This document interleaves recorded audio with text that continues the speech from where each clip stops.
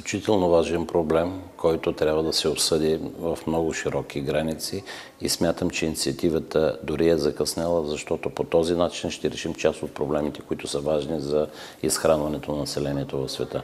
Нещо повече, смятам, че тази инициатива трябва да бъде перманентна и за по-често време трябва да се обсъждат тези проблеми, които са свързани с храненето. Би следвало да се включат и по-голям кръг от хора, които са научни работници, които са свързани с тази дейност, за да може да бъде резултата по-ефективен. Подкрепям напълно тази инициатива и я смятам за изключително ефикасна.